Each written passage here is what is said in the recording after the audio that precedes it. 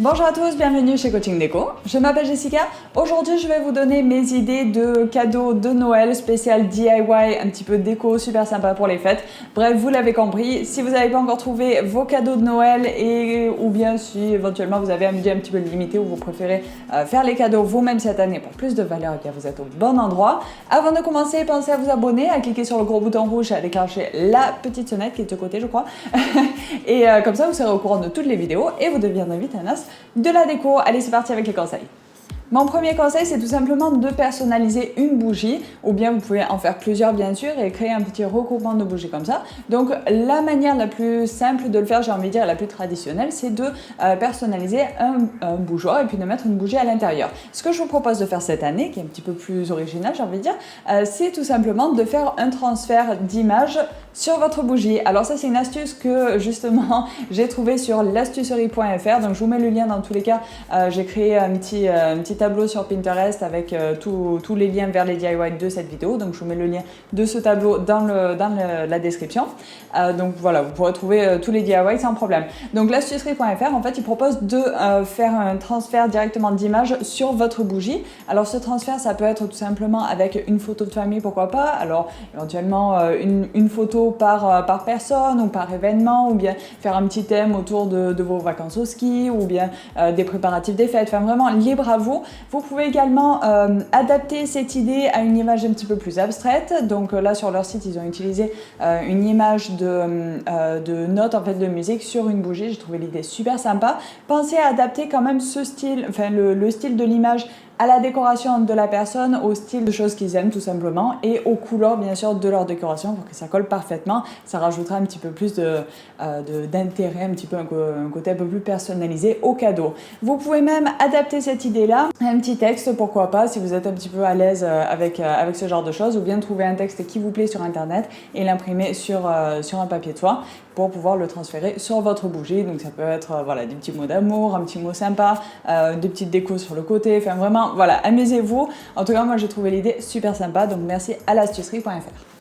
Le numéro 2, vous en faites probablement partie, on est tous un petit peu piégés dans le rush du quotidien et on oublie parfois de s'occuper de soi. Alors un petit cadeau qui permet de prendre un petit peu soin de soi, de prendre du temps pour respirer, se poser et se détendre sans culpabiliser, ça peut être une très très bonne idée.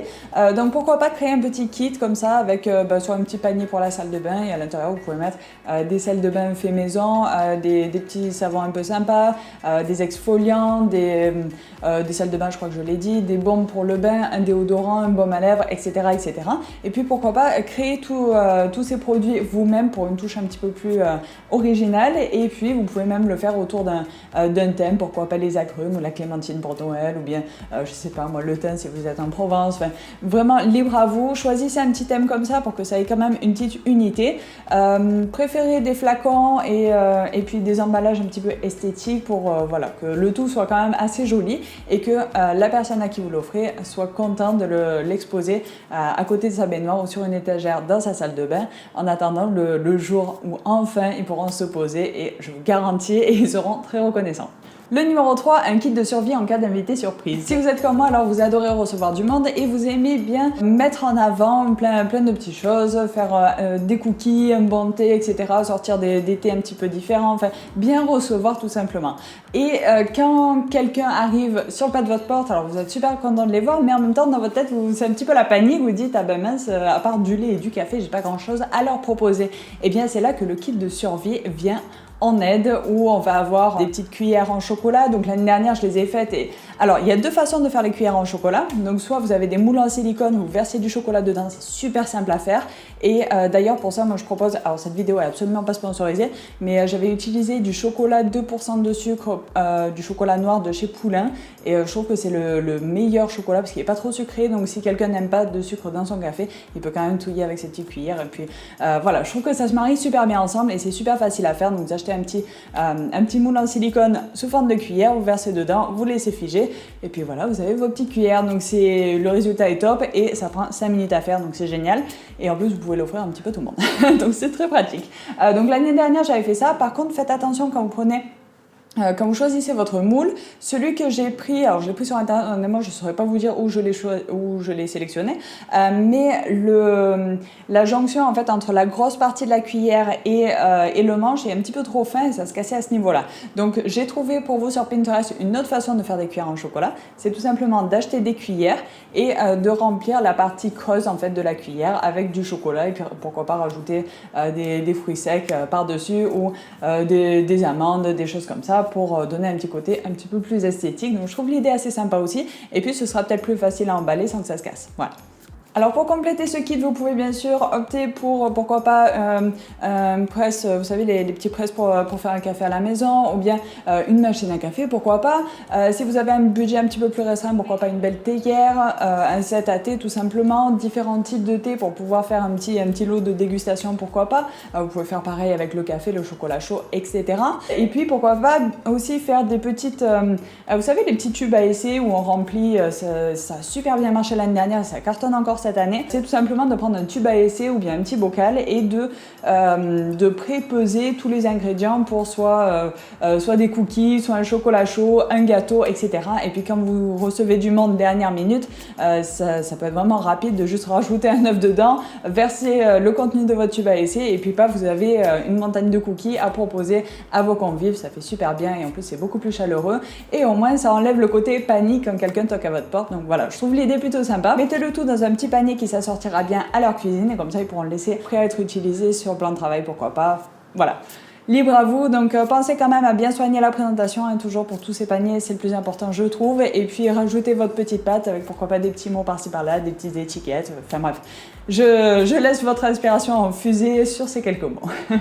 Le numéro 4, alors lui il peut être un petit peu plus cher, globalement c'est à peu près dans les mêmes prix, mais voilà, vous pouvez adapter bien sûr la taille des éléments en fonction de votre budget ou bien pourquoi pas commander sur internet. Donc l'idée c'est tout simplement de faire un petit trio, soit de terrarium, soit de vase avec une petite guirlande lumineuse à l'intérieur, pourquoi pas, soit une petite bougie, des petits gravillons avec, vous pouvez bien sûr l'adapter à la déco de Noël de la personne à qui vous allez l'offrir.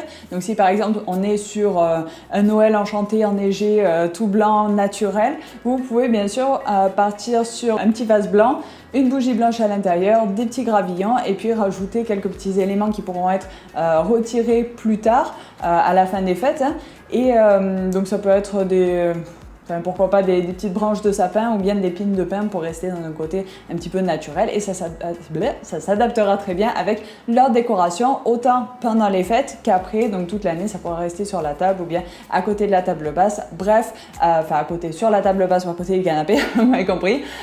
Donc voilà, c'est des petits trios comme ça, donc soit un gros vase avec une bougie à l'intérieur, soit plusieurs petits vases, des mini terrariums ou bien des petits bocaux avec une guirlande lumineuse dedans. Je trouve le résultat super sympa. Vous pouvez bien sûr décliner cette idée-là avec des photoforts, un mélange de photoforts et Photoshop. Voilà, donc nous avons des photoshorts cette année.